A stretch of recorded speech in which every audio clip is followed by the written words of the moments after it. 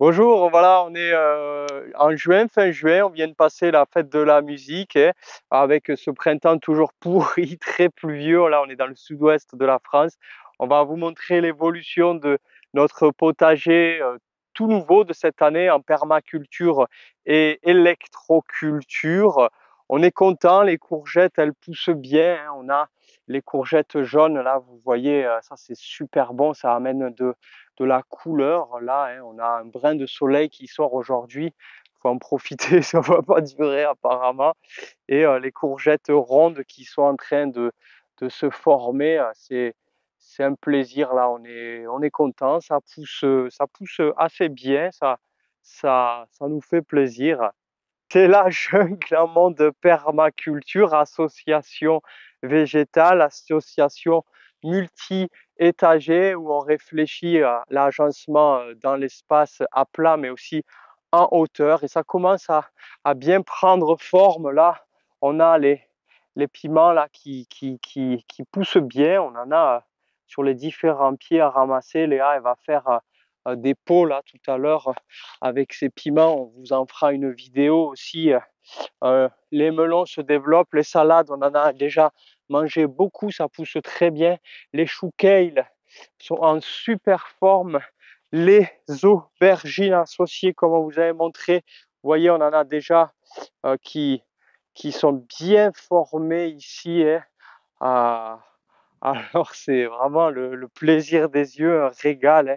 Une tomate dans cette parcelle de culture qui est tutorée sur l'antenne d'électroculture. Je la taille pas trop, celle-ci, je vais continuer à la tutorer et puis qu'elle déborde par le dessus. La blette, on en a déjà mangé plusieurs. On s'est fait un gratin de blette avec à l'intérieur du fromage râpé par-dessus, super bon gratin de blettes. Les petits poivrons qui poussent, on en a un bébé là. On est trop content avec toujours des fleurs à côté. C'est la mixité, hein, de couleurs, de saveurs, hein, dans cette parcelle où ça se développe bien. C'est un potager, c'est une terre à la base ici où on est, hein, qui était traitée avec des produits chimiques, des désherbants, hein, et un sol qui est très problématique en termes de limaces à la base, hein. Là, sur cette année très pluvieuse, on s'en sort bien, on est content, hein. Le céleri rémoulade qui a vraiment pris toute l'ampleur là dans l'espace, il a caché la tour elle est cachée à l'intérieur, vous voyez, ça se développe hyper bien, on, on est satisfait là. Deux tipis tout simples à haricots et quelques bouts de bois récupérés. On les assemble en haut avec une petite cordelette. Et voilà, ça va nous faire des tipis hyper productifs de haricots. Haricots que j'avais mis simplement le gazon, hein. J'avais ouvert le gazon, mis des graines de haricots à l'intérieur et puis n'en déplaise à ceux qui m'avaient dit que ça pousserait jamais, bah regardez, ça pousse, hein. Là, j'ai fait donc un système aussi de treillis pour mes haricots grimpants, des bouts de bois qui ont été coupés et plantés, des grands bouts de bois à intervalles à peu près régulières et puis parallèle au sol, vous voyez, j'ai mis des fils de fer, de fer, hein, tout simplement, hein, des lignes. J'en ai mis une, deux et trois, voilà, parallèles au sol. Et perpendiculaire à ces lignes, donc de fil de fer, j'y ai mis de la ficelle. Ça, c'est de la ficelle biodégradable, hein. J'ai acheté ça, je crois que c'est à Action, pas cher, hein. Ficelle biodégradable. Et donc, ça, j'en ai fait des lignes où les haricots, vous voyez, ils vont monter dessus avec pour objectif que ça me fasse un mur de haricots grimpants, hein, et en haut, j'y ai mis une antenne, bien sûr, d'électroculture et j'expérimente. Tout le long de mes haricots au sol, j'ai enterré un fil de fer galvanisé et connecté à une antenne type paratonnerre juste en haut. Il y a 2 mois et demi, il y avait rien, quasi rien, hein.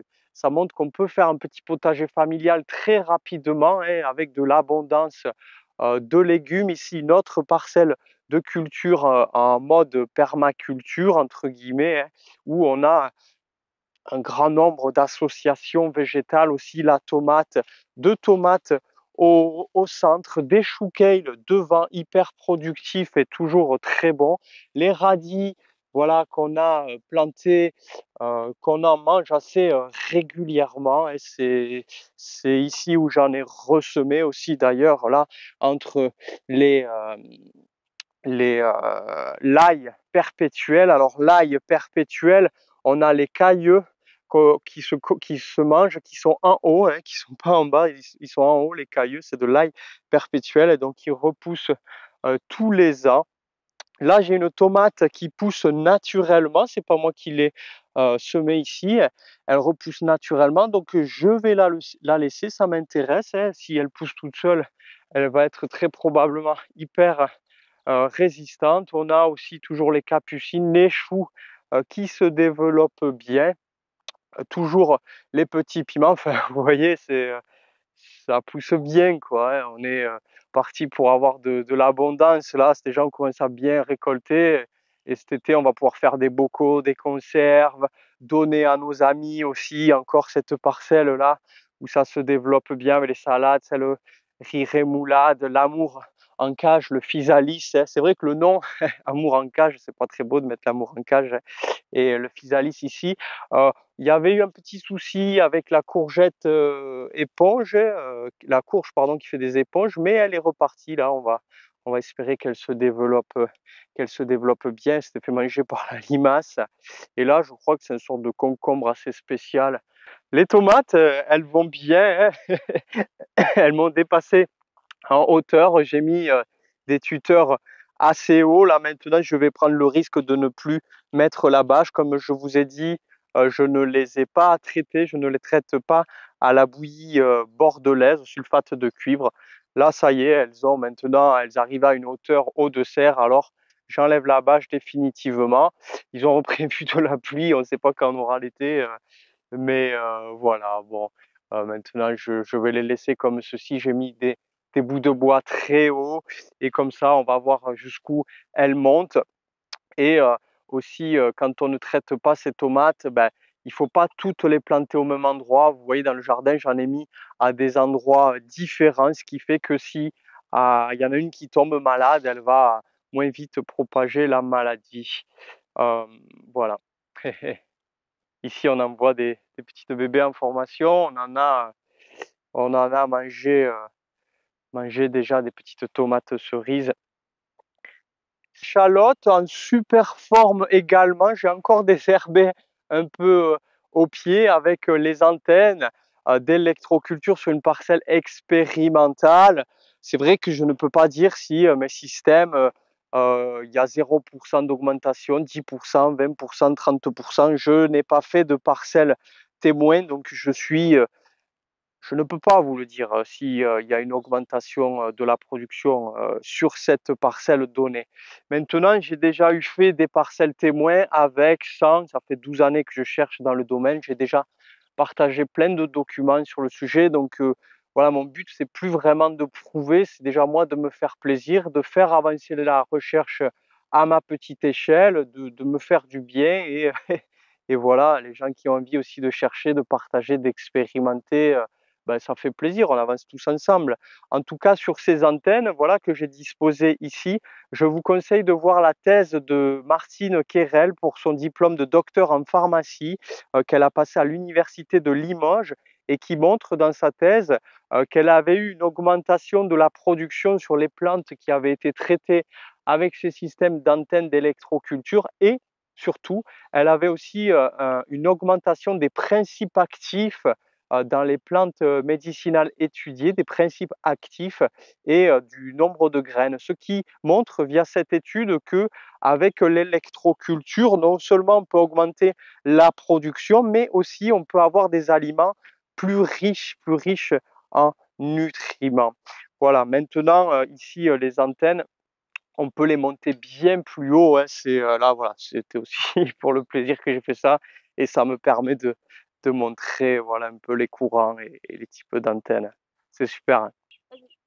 Les choux sont en super forme, hein, ils se développent bien. Les salades ont été consommées. Il en reste quelques-unes qui montent en graines. On peut tout à fait laisser monter des salades ou des radis en graines dans un potager. Ça permet aussi, si ce n'est pas des plantes hybrides, qu'elles vont se ressemer ensuite, hein, et repousser naturellement.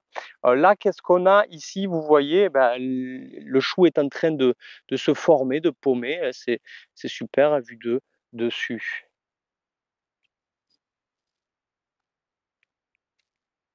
Les concombres, on en a mangé déjà plusieurs. C'est super parce que c'est vraiment hyper productif, et comme les cornichons. Là, vous voyez, on en a ici des concombres. C'est vraiment excellent. Ça pousse très bien. Là, j'ai fait des petits treillis de fortune pour les cornichons. Bon, c'est pas du maraîchage, c'est pas de la grande culture, c'est un petit potager pour le plaisir et montrer qu'on peut faire avec peu de choses et assez rapidement beaucoup de légumes. Mais voilà, c'est un petit jardin, hein. Je vais vous montrer ça avec de la bricole, de la ficelle, de bouts de bois, et puis mes cornichons, ils vont monter dessus. Ça va me faire un petit mur de cornichons ici. Je l'ai pas aligné complètement en parallèle à ma parcelle de culture, sinon ça aurait fait de l'ombre à mes choux quand le soleil se lève. C'est pour ça que je l'ai mis un peu de biais. Voilà, on réfléchit aussi à l'ensoleillement dans notre potager. Je pense qu'il est à peu près 15 heures et on a déjà l'ombre sur le jardin, le potager. Vous voyez, les pommes de terre, elles sont déjà quasi à l'ombre. Elles poussent, ça va.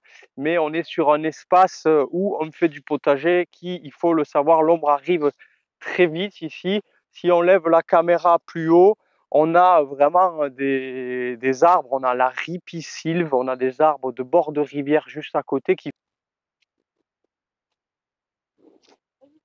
Mais haricots, c'est pas toujours pas parfait.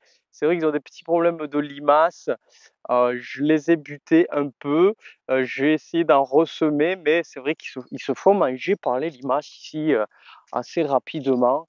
Je vais persister à mettre d'autres graines. En tout cas, j'ai buté les haricots qui sont en vie, hein, et j'ai mis du paillage au centre. Je vais ressemer des haricots dans les trous. Là, vous voyez, ça sort, mais ici, ça s'est fait bouffer.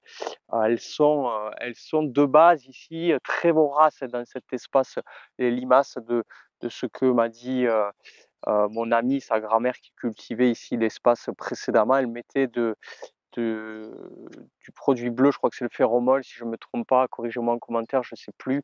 Elle mettait des petites billes bleues là pour lutter contre la limace. Moi, je n'utilise pas ça parce que c'est mauvais aussi pour les hérissons, les oiseaux et la faune, donc je n'en utilise pas. Les courges se développent, c'est le combat, elles résistent à la limace. Mais ça va, elles se développent, elles prennent un peu le dessus. Vous voyez, on a des attaques et quand même certaines feuilles, hein, qui se font manger comme je vous l'avais montré précédemment.